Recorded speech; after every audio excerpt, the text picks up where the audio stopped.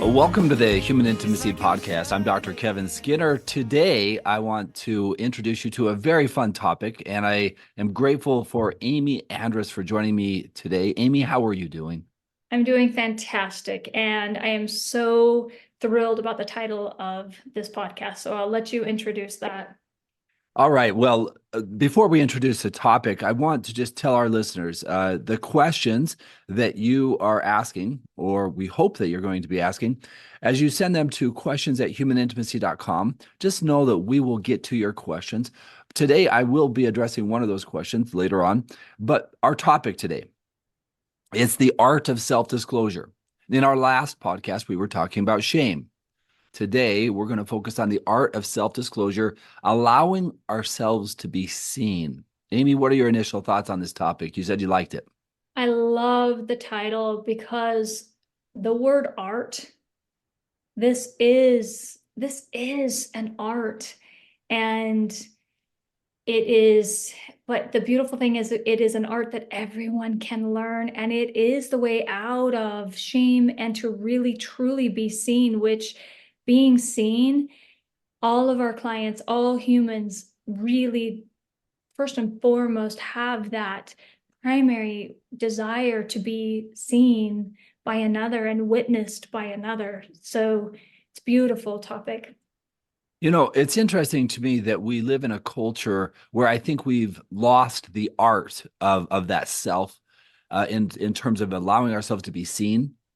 And even if we look at a specific example, we think of self-disclosure as if I've done something wrong, but self-disclosure could also be an opportunity for an emotionally intimate experience.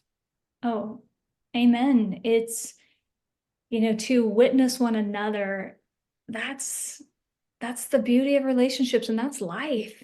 And unfortunately, we have lost that ability. And I don't know, social media, if there's this, false perception that think we're being seen, and we think we're being um, revealing ourselves to others, when really it is such a controlled revelation that it's not even real. And so we Yeah, really lost that. yeah, and not only are we losing it in my perception and in my experience with my clients, when I ask couples, they come to the office and I ask them to go through their day-to-day interactions, how they are with each other, and I hear a lot of on the surface level conversations. But what I don't hear are the ones where one person says, "I'm really sad today, and I'm not sure why." And then the partner responds back, "Help me understand. What is it that's making you feel sad?" Okay, how often do we hear that? That's what you're talking about, role modeling to couples. That No, doesn't happen. no. That's what we are trying to create, are those, as you say, emotionally corrective experiences that we can first identify, I'm feeling sad, and then communicate that to our partner without our partner feeling like they have to fix it, but Mm. just being able to see, you're sad, and tell me more about that, right? Yeah, and so now we're giving the solution in the beginning, but I want to go back to this part that the broken part that we aren't doing so well, right? So Right. that would be great if we could get to that point, but of the time, in my experience, when couples seek counseling or when they're really feeling disconnected, they're not having these types of conversations. So if I ask you, "Hey, Amy, how was your day?" You would say, What are we hearing from couples? "Yeah." Either, you know what, it's been a good day, or, oh, I'm, everything went wrong. And it's a lot of, that's what I'm hearing. So everything went wrong. And what happens? We've talked about shame and we've talked about the barriers to intimacy. What happens when I don't know how to be with your emotions? Right? What do we They make see? me uncomfortable. So what do we see from the partner hearing that?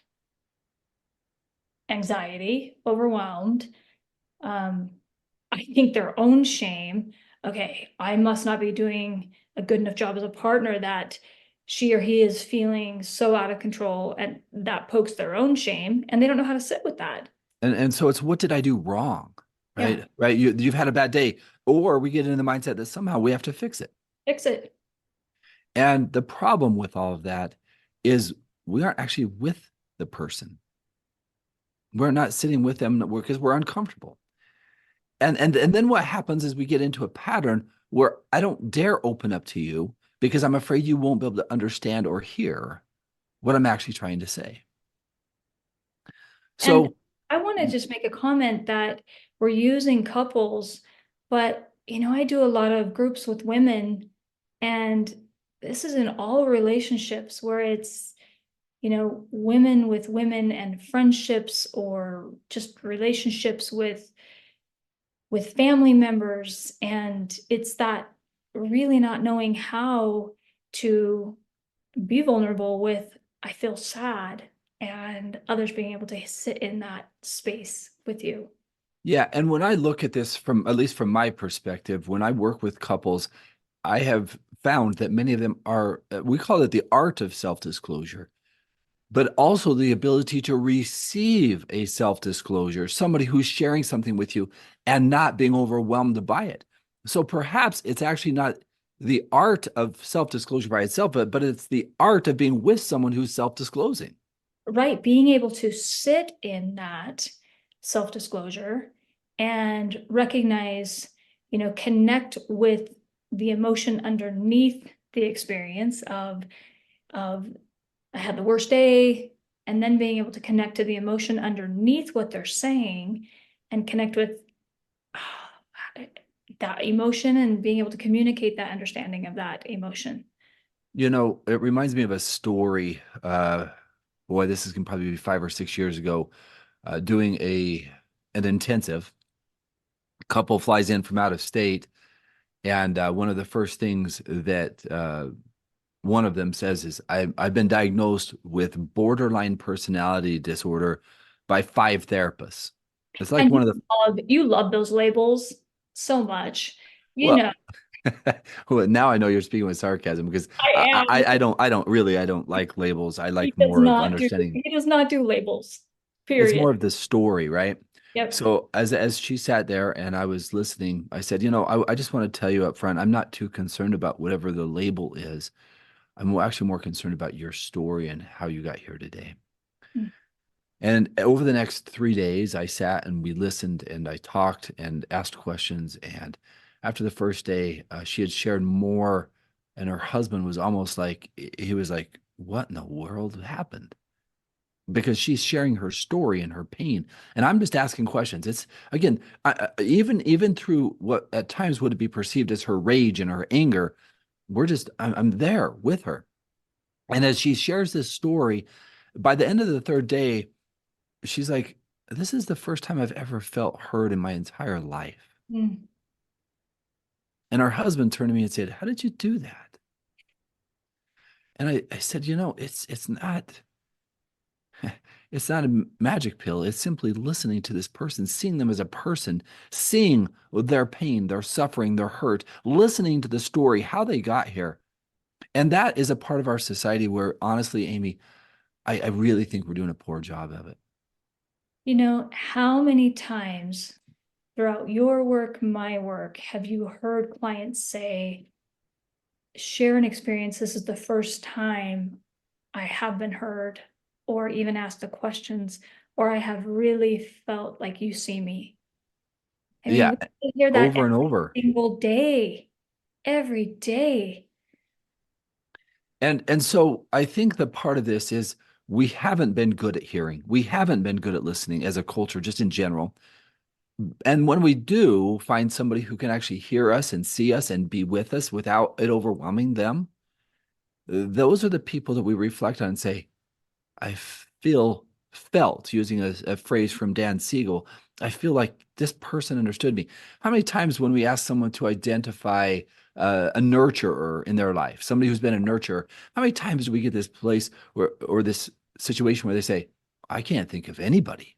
How many times have we heard that? And it breaks every time. Oh, it just hurts.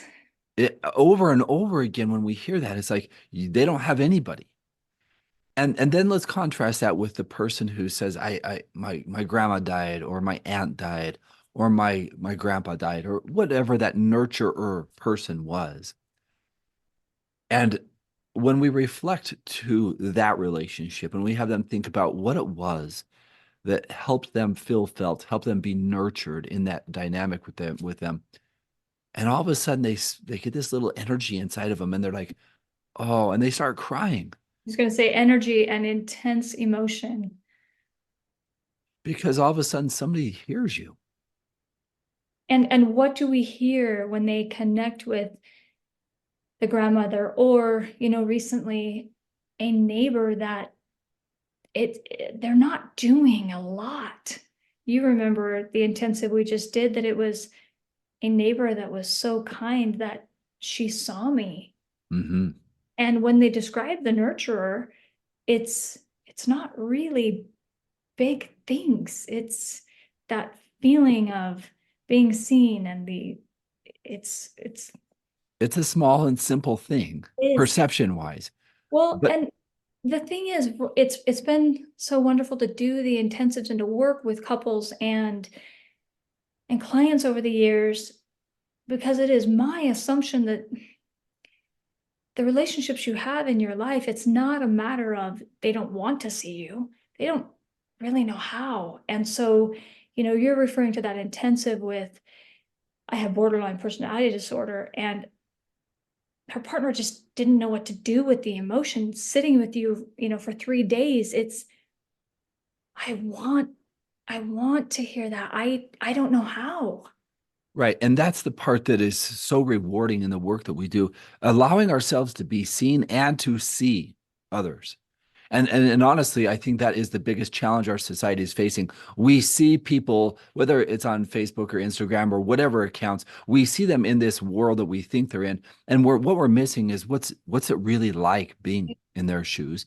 And when we look at relationships and our own partner for that matter, do we see their hardships, their suffering, their pain? And can we offer a place of comfort for them? Well, and I really appreciate Dr. Skinner always says, you guys, this is not rocket science. It's not a magic pill. These are learned skills, these communication skills, and slowing down and learning to touch upon your own emotions so you don't get overwhelmed by your partner or your daughters or your moms or the people in your life. And these are learned communicative skills and empathy skills that can be taught to anyone. Right. And that's just the beauty of this. If we would pause and reflect, we can learn these skills. And yet it requires us to be willing to trust that others can have the best in mind for us, that they really want to be with us. So I want to ask you a question.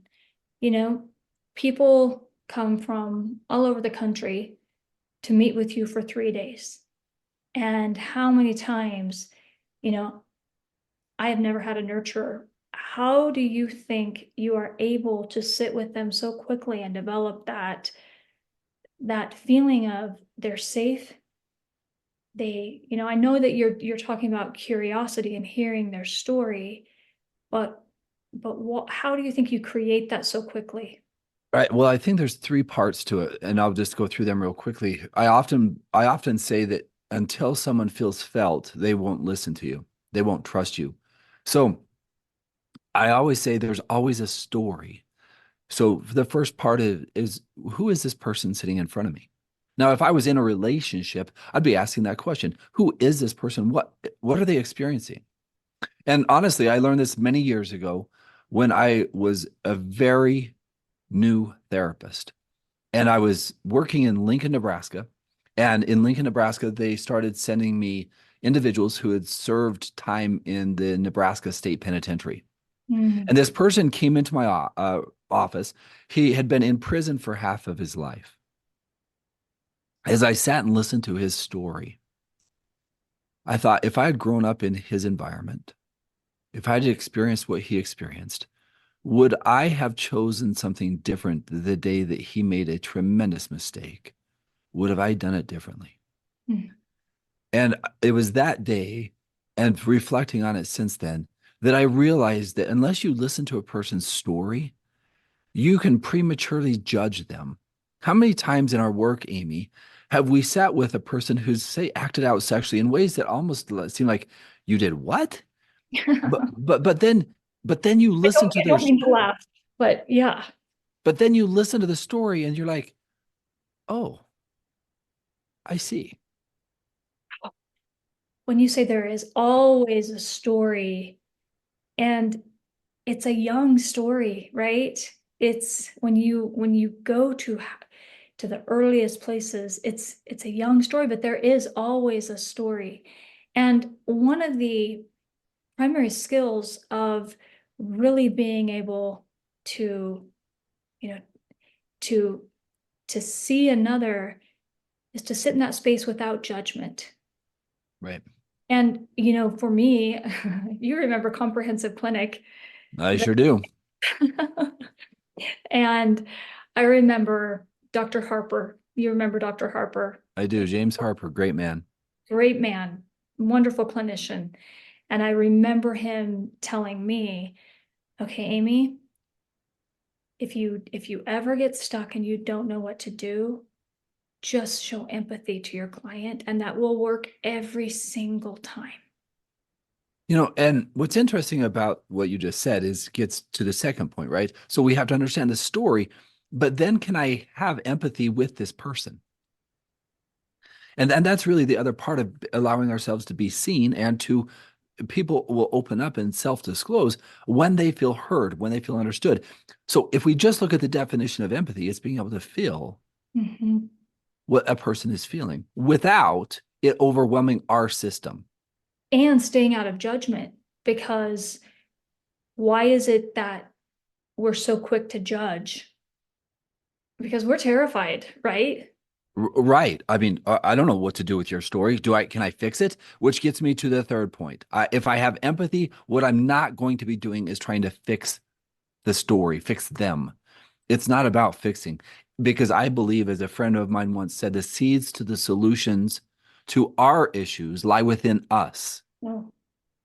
And that's actually how I do therapy, right? I allow them to see, to nurture that part of them because they have the internal answer. And that is a Wait, big deal. So when we're working with individuals, or if you're listening today, if you truly want to understand somebody, understand their story, develop empathy, and then third, don't solve their problem.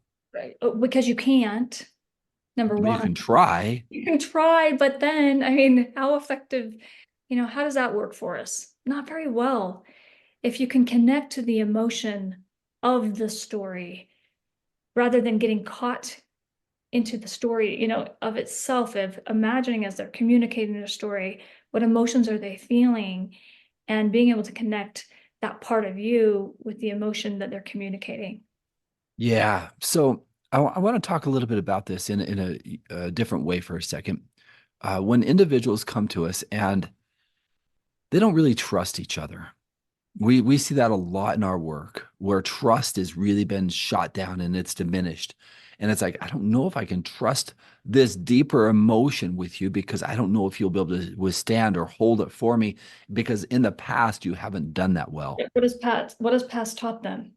The patterns. we It hasn't worked very well. So the risk is that I try to open up and you can't be with it. You get overwhelmed by it. You discount it, you shut it down. It overwhelms you. That's when you know your shame is too high and your ability to help soothe in that moment is not present. You can't be there.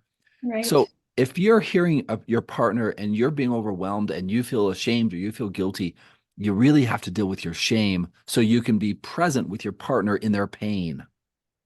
Well, and that risk of, typically with your partner, that's the person that you don't, that risk of rejection, you want to be, you don't want to be the mom that's having the worst day. You want to be perceived as the best mom or the best, we don't want that mask to come off. And that fear of rejection with that coming off is really scary. Absolutely. In fact, another story, real quick. We were doing a men's group a few years ago, And there was this man, I'll never forget. Was sitting about 3 feet from where I'm sitting right now, and just in the back of this group. And he hadn't said a whole lot during the group.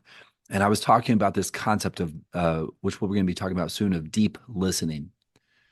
And I said to him, if we can practice deep listening, if you guys can do that with your partner, because these are individuals who in some way had betrayed their partner. Mhm. And I said, if you could just sit and listen, if you could just sit and listen, what would your wife say to you or your partner say to you? He raised his hand. He said, every time I try to listen, all she does is get angrier and angrier and angrier. And I said, okay, so I'm going to ask you to ask more questions.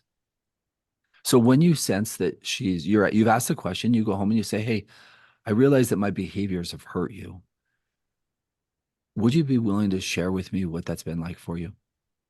And I'm going to do my best to listen. So we were role playing this. He said, yeah, but the moment I do that, she's going to come back and start yelling at me more. I said, okay, your task is to stay with her and just to acknowledge it and then ask her to share more of what she's been feeling. So he's like, okay, but I'm telling you, Doc, she's going to come back and she's going to blow up and she's going to be upset. And I said, your job is just to be there present and listen to her pain. He said, all right, I'll try it. I'll try it. I mean, you put me to a test. I'll try it. So I couldn't wait for the next group. So he comes into the next group and he said, I'll be danged. Didn't use And that word. I was just going to say, didn't use that word. And he said, I went home and I just sat there and I was instead of me being my natural defensive me, I listened and I said, okay, and tell me more about what you felt. And she opened up more and she opened up more. And he said, is there more? And she opened up more. And instead of it feeling like yelling, he was this curious man. And he was like, I finally understood her pain. Mhm. I finally understood her pain.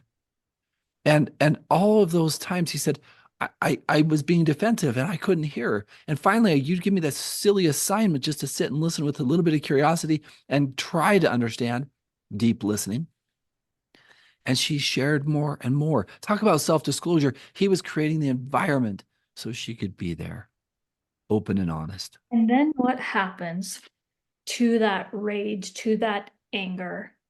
Then instead of that distance, what usually happens? What have we seen from Wednesday to Friday on those couples intensives?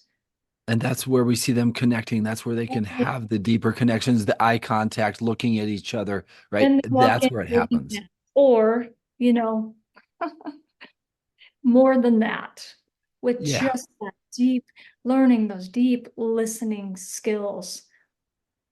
So I want to do one other part here, and that is this concept of being seen. Allowing ourselves to be seen requires the deepest form of self-worth and sense of self. If I don't believe in myself, if I don't like myself, I don't want you to see me, Amy. I don't want you to look into me because you're going to reject me. Just like I think you are, you're going to reject me, fully anticipating it. When we are healthy and when we are whole, we allow others to see into us. That then enhances our understanding of each other and builds trust. And that is something that we have lost as a society. We don't see and we're not being seen. And we're not enhancing our understanding of each other because of our fears. Well, Be- I want to say, how many times have we, sat with individuals, like you say, I've never had a nurturer, but it's asking the question, your home's growing up.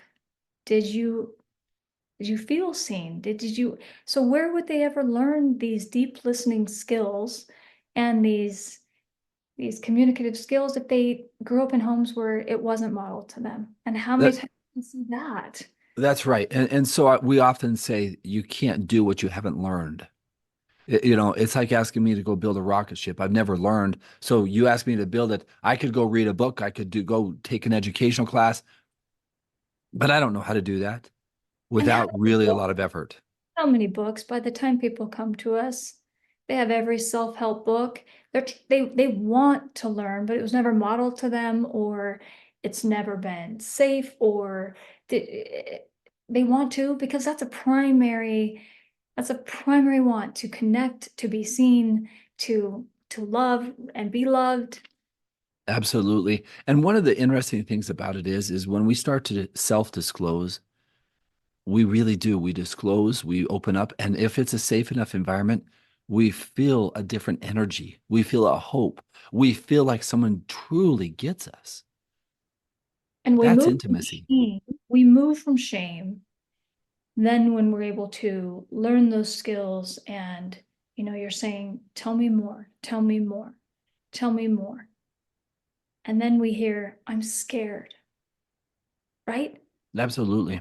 Or, And really, what is the scared of? I'm afraid of what? I'm afraid of that if I show you this, you won't love me. I'm afraid, right? Right. And And interestingly, there's a phrase in the book by Anna Lemke, Dopamine Nation. She says, recounting our experiences gives us mastery over them. mm, Now, it's interesting there because if I tell you about just a random event that occurred, that's a form of cognitive intimacy where I'm sharing thoughts with you. When I share deeper emotions with you, I'm actually inviting you into an emotional part of me. I'm afraid. I'm worried. I'm worried about the children. I'm worried that I'm so busy right now that I don't have time to take care of you and the children. Those honest evaluations, self reflective evaluations, that is self disclosure. right. And we aren't good at it because we really haven't been taught how to do that. And when we do it, we're not sure how this person's going to respond. And if they haven't responded well in the past, we're assuming that they won't respond well in the future. And my belief is they want to, they just don't know how. Well, or they're so busy that they aren't taking the time to say, wait a second, you need some extra energy right now because you're suffering. Right, where it's, oh, yeah, yeah, yeah, yeah. Or quick to say, yeah, yeah, yeah, that sucks. I'm sorry. Instead of really deeply listening. Even if I'm busy, I could say, this sounds like it's really important. Could we talk about that before we go to bed tonight? It's so interesting how many times I have heard and I've had clients say it to me, okay, can I just put you in my ear and then you can just tell me what to say? And Dr. Skinner says, it is so easy. Here are just a few key phrases. Well, and the reason why the easiness is letting your heart speak. See, what the most fascinating thing to me is we don't think we know how, but when I role play with individuals or we role play with individuals, you begin to see quickly how fast we pick up the development of empathy, Right? how soon we can actually be with people and not overwhelmed by their emotions. And that's the challenge is today we live in a culture that we haven't learned how to do this. We have to develop these skills because if you don't have the skills, you can't do what you don't know how to do. No shame there, just a reality. Right. Right. A couple of other things. When I self disclose, it means I have to know how to be honest with myself. Self disclosure means you have to understand yourself well enough to say, I am feeling, I am thinking, I am concerned. What are my core emotions? Which means that we have to be honest with ourselves. And curious instead of just reacting to the world, curious about, okay, what am I feeling? Mm. And being open and curious to recognizing, just asking yourself that question. Which, again, if I'm in high levels of shame, I can't do that. Right. And the reason why I can't is because if I feel someone else's pain, it overwhelms my system. So we have to deal with our stuff so we can be more authentic and honest in our relationships. And then what begins to happen is we see the power of it. That's actually why a group, processing group, it can be so effective because I can be radically honest using a phrase from Anna Lemke and others, 12-step programs. Radical honesty, the ability to be seen, the ability to put out that part of me that for so long I've been afraid that everyone would reject. Well, and group work is my favorite work because the individuals in the group, you kind of have the least amount to lose. You have the most with your partner, with your family, with those really close to you, where to be able to practice this work with, number one, others who are saying, I don't know how to do it either, so let's come together. And then you just take these baby steps to learn these skills. It is incredible. Group work is just, I feel like it's the best work. Because ultimately, there I begin to trust others with my emotions. So, if you have struggled in relationship, especially your primary relationship, not knowing how to be vulnerable, not knowing how to communicate, you may benefit from a support group, somebody who can understand you, a therapist who can sit with you without judgment, with understanding, and help you develop the self-awareness so you can actually learn how to be seen in your relationships. That's so beautifully worded. I love the sessions where you're able to help them develop that understanding personally and then nudge them in their relationships and help give them those words like you did with the client of, okay, tell me more. And just nudging them to gently move toward and to engage in that, that that vulnerability of sharing. One final part today of this, as I listen to people's stories, and I often will reflect back to them what they've shared with me. When I reflect back with them, Amy, one of the most interesting things occurs. They begin to say, "Oh, yeah." And they begin to hear even a little bit of empathy for their own suffering. Right. Because for once, I'm reflecting to them the pain that they've shared and the openness that they've shared with me. And I'm giving it to them in a way that's like, oh, that is my story. Right. You're reflecting that back. And then they have some of that self-compassion. How many times do we hear, oh, I've never thought of it that way. I've never imagined like seeing myself as that 10-year-old little girl or that 6-year-old little boy. And then they engage in that self-compassion. Absolutely. And ultimately, then what happens is they begin to realize that their story is what their story has been up to this point. It brings me here, and I was like, I now understand myself on a deeper level. And when we truly understand ourselves, because we've allowed ourselves to be seen, we can begin the healing process. But when we have these barriers, these wedges, these silent secrets, so we're suffering alone, it's really hard to be seen and to have deep connections. And ultimately, if we're going to change our society, if we're going to change our relationship, we have to learn how to let go of this, what maybe we could call a fear of intimacy. Even if I was to put it a different way, the fear of letting others in to see us Mhm. and overcome our fears. But the only way we're going to do that is if we find the people who can sit with us in that and not judge us, but be with us. All right. Final thoughts that you have today, Amy. I am in my home office and I have this quote right here that I love. It's Paulo Coelho. You will never be able to escape from your heart. So it is better to listen what it has to say. Mm, I love it. What a great way to end this podcast. To our listeners, I did have one question that I would like to address today. Amy, maybe you can help me with this. The question is this. I've been listening to the podcast on shame. For most of my life, I've been dealing with this voice of shame that probably came into my life about age 6 or 7. Something occurred. I don't want to disclose what occurred, but I began to think that there was something bad or wrong with me.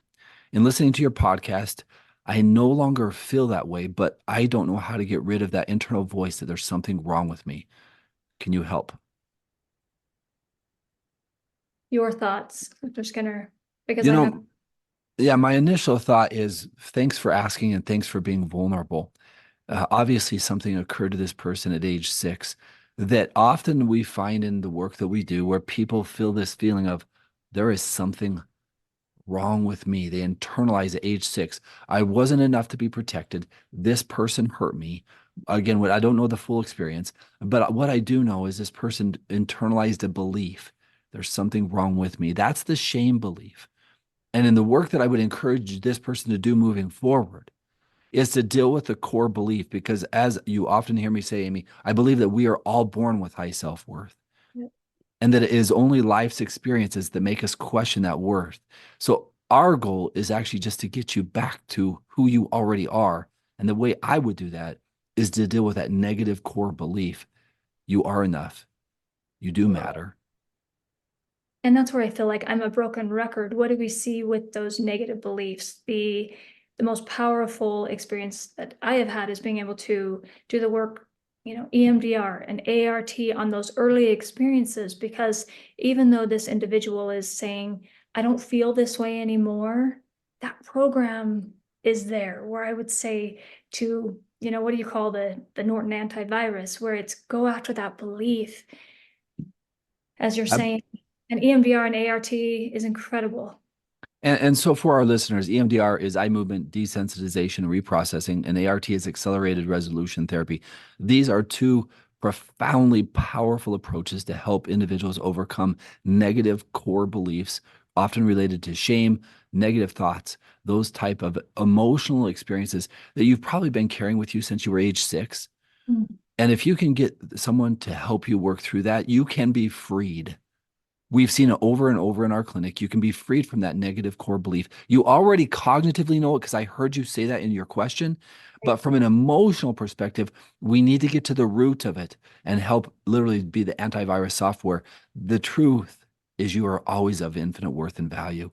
I hope you won't forget that. Oh, I just want to end that there.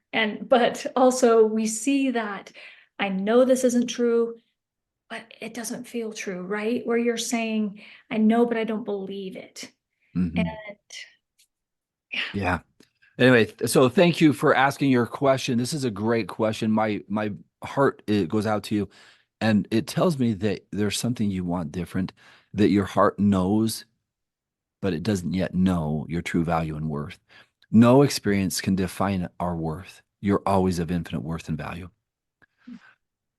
All right, Amy, thank you so much for this conversation. Thank you to our listeners. It has been absolutely delightful. A real quick side note here, we hit 1,300 downloads this week, which is in the first few weeks. That's not too bad, Amy. Well, I'm glad people are listening. Keep listening. Please do. And please share it with your friends. If you're finding the information helpful, please share this podcast with your friends. We appreciate your time. May you be blessed in your pursuit of human intimacy. Our deepest desire is that you can find the kind of relationship that brings you joy and life satisfaction. Amy, thank you so much. Bye-bye. Smile when you smile and laugh when you laugh. Something surrounds